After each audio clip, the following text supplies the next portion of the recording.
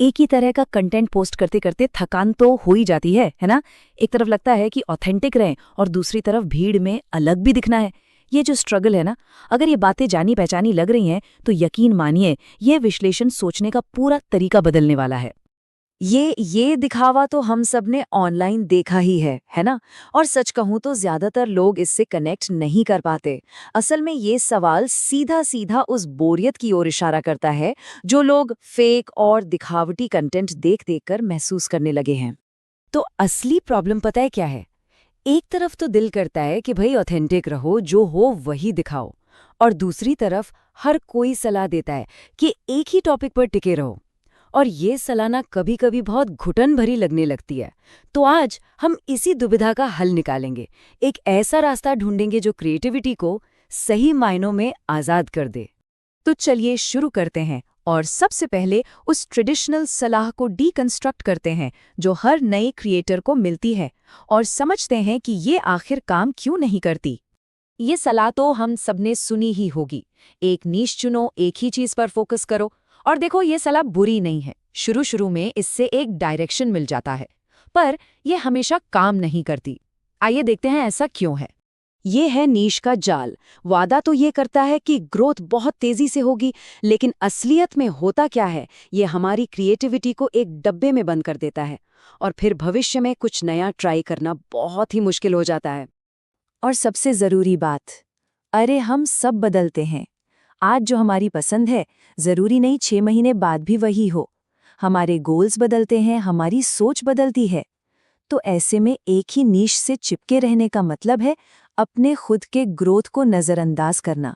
सीधी सी बात है, जब हम बदल रहे हैं तो हमारा कंटेंट भी तो हमारे साथ बदलना चाहिए। तो ठीक है, अगर पुराना तरीका काम नहीं करता तो फिर नया तरीका क्या है? चलिए अब उस आइडिया की तरफ बढ़ते हैं जो शायद सब कुछ बदल दे। एक ऐसा नया नजरिया जो ऑथेंटिसिटी और क्रिएटिविटी को सबसे ऊपर रखता है। ये है वो मेन आइडिया, कोई और नहीं बल्कि क्रिएटर खुद ही अपनी सबसे बड़ी नीश है।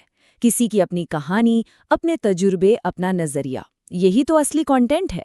मतलब एक फिटनेस क्रिएटर या टेक क्रिएटर बनने के बजाय बस खुद बने। तो गोल किसी एक कंटेंट कैटेगरी में फिट होना नहीं है, गोल है एक पर्सनल ब्रांड बनाना। एक ऐसा ब्रांड जो इस बात पर टिका हो कि कोई इंसान असल में है कौन, वो क्या कहता है, और ये बातें उसके लिए और उसकी ऑडियंस के लिए मायने क्यों रखती हैं। और सुनिए, ये सिर्फ एक फिलोसॉफिकल बात नहीं है, इसे लागू करने का मतलब एग्जीक्यूट करने का एक प्रैक्टिकल तरीका भी है। तो चलिए अब उस फ्रेमवर्क को देखते हैं जो इस नए नजरिए को एक सॉलिड स्ट्रैटेजी में बदल देता है। ये फ्रेमवर्क 3 बहुत ही सरल लेकिन पावरफुल सवालों पर टिका है। क्या कहना है, किससे कहना है और क्यों कहना है। यही 3 पिलर पूरी कंटेंट स्ट्रैटेजी की नींव हैं। तो जो क्या है, यानी जो मैसेज है, वो सिर्फ कोई एक टॉपिक नहीं है, ये एक मिक्सचर है। इसमें स्किल्स हैं, मतलब क्या क्या करना आता है। इसमें नजरिया है, यानी किन बातों पर यकीन है, और इसमें जीवन शैली है, मतलब जीने का तरीका कैसा है। इन सब का एक अनोखा मिश्रण। अब बात करते हैं किससे कहना है, यानी ऑडियंस की। उनकी उम्र या वो कहाँ रहते हैं ये जानना तो ठीक है, पर ये काफ़ी नहीं है।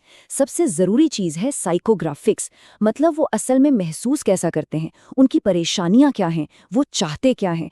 जब ये समझ आ जाता ना, तब जाके कंटेंट सच में कनेक्ट करता है। और आखिर में आता है क्यों। ये क्यों ही तो वो गोंद है जो सब कुछ जोड़ कर रखता है। और अपनी कहानी बताने का सबसे असरदार तरीका है 3 P's का फॉर्मूला। पहला P है प्रॉब्लम, शुरुआत कहाँ से हुई। दूसरा P है परस्यूट, क्या क्या कोशिशें की। और तीसरा P है पे ऑफ, आखिर में नतीजा क्या निकला। यहाँ एक बहुत अच्छा उदाहरण है कि असली कहानी क्या होती है। देखिए, सिर्फ ये कहना कि मैं मल्टी मिलियनेयर हूँ, मेरे जैसा बनो, ये लोगों को दूर कर देता है। लेकिन ये कहना कि मैं गरीबी में पला बड़ा, एक बिजनेस बनाया और अपने परिवार को संभाला, ये लोगों को इंस्पायर करता है। ये एक गहरा कनेक्शन बनाता है। तो जब ये क्या, कौन और क्यों एकदम क्लियर हो जाता है, तो पता क्या होता है। इसका सबसे बड़ा फायदा ये है कि कंटेंट आइडियाज की कभी कमी नहीं होती, मतलब कभी नहीं। ये फॉर्मूला बहुत सीधा सा है। अपना क्रिएटिव विजन लो, उसमें हुक टेम्पलेट्स मिलाओ, और नतीजा कभी ना खत्म होने वाले बिल्कुल असली आपके अपने कंटेंट आइडियाज। चलो एक एग्जाम्पल देखते हैं। ये एक क्लासिक हुक टेम्पलेट है। हुक मतलब एक ऐसी लाइन जो लोगों का ध्यान फौरन अपनी तरफ खींच ले। ये टेम्पलेट एक कहानी शुरू करता है और लोगों में क्यूरियोसिटी जगाता है। देखा ये कैसे काम करता है? यहाँ परिवार का भरण पोषण करना, ये क्या है? ये एक संघर्ष है। और डिजिटल प्रोडक्ट बेचना, ये क्या है? ये एक स्किल है। इन दोनों को मिला दिया और बस एक दमदार और भरोसेमंद कहानी तैयार हो गई। और ऐसे तो अनगिनत टेम्पलेट्स हैं। क्रिएटिव विजन का कोई भी हिस्सा उठाकर इन टेम्पलेट्स में फिट किया जा सकता है और हर बार एक नया, एक दिलचस्प आइडिया तैयार हो जाएगा। ये सिस्टम क्रिएटिविटी को रोकता नहीं है, बल्कि उसे एक सही डायरेक्शन देता है। तो अब तक हमने जो भी बातें की हैं, चलिए उन्हें एक साथ जोड़ते हैं। ये सिर्फ कुछ वक्त के लिए कंटेंट बनाने की स्ट्रैटेजी नहीं है। नहीं, ये उससे कहीं ज्यादा है। सबसे जरूरी बात यह है कि जब कोई क्रिएटर खुद ही नीश होता है, तो उसका ब्रांड भी उसी के साथ ग्रो करता है, इवॉल्व होता है। एक ही डब्बे में बंद होकर रहने की कोई जरूरत नहीं। जैसे जैसे कोई इंसान सीखता है, आगे बढ़ता है, बदलता है, उसका ब्रांड भी उसी के साथ बदलता है और हमेशा ऑथेंटिक और सच्चा बना रहता है। तो आखिर में ये एक सवाल है जो सोचने पर मजबूर करता है। वो कौन सी एक कहानी है जो सिर्फ एक खास इंसान ही बता सकता है? हर किसी की अपनी एक कहानी होती है,